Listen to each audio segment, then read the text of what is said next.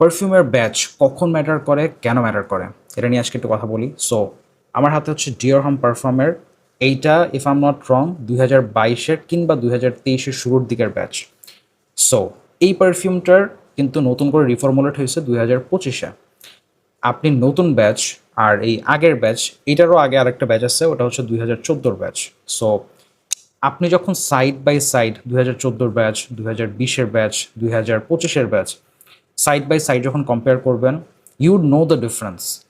Subtle difference হওয়ার পরেও এটা কিন্তু ওয়ারিং এক্সপিরিয়েন্সের মধ্যে মারাত্মক এফেক্ট করে। 2025-এ ওরা রিফর্মুলেট করে মোর ম্যাস অ্যাপিলিং বানাইছে এই ডিওর হোম পারফিউমের ডিএনএটাকে।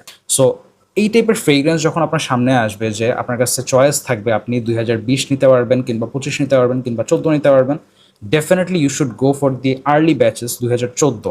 তারপরে আসেন ইমাজিনেশন বাই লুই ভিটন। এই ফ্রেগ্রেন্সটা হচ্ছে 2024-এর ব্যাচ।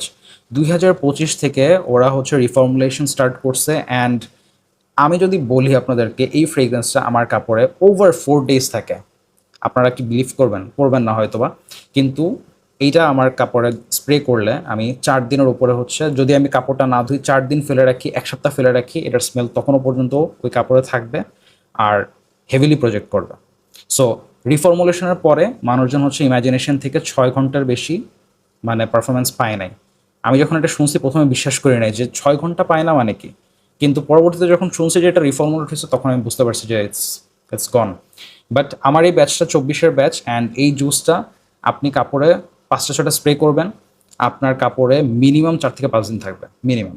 এখন কথা হচ্ছে, আপনি কি মিডল ইস্টার্ন ফ্রেগ্রেন্সে like let's say Rasasi, Hawas কিংবা হচ্ছে এই টাইপের ফ্রেগ্রেন্সে এই ব্যাচগুলো নিয়ে কনসার্ন থাকবেন কিনা, it's up to you.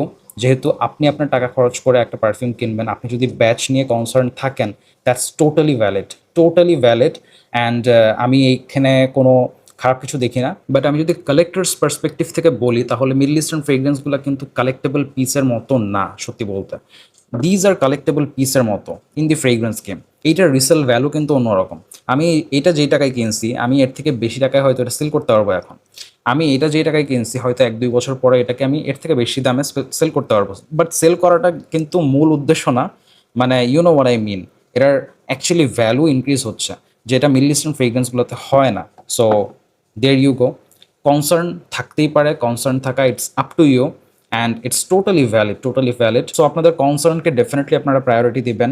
But আমি বলবো যে আপনাদের মোস্ট প্রায়োরিটি হওয়া উচিত যেগুলো কালেক্টেবল পিস, ওগুলোতে বেশি প্রায়োরিটি দেওয়া, in case of batches and reformulation and all those staff.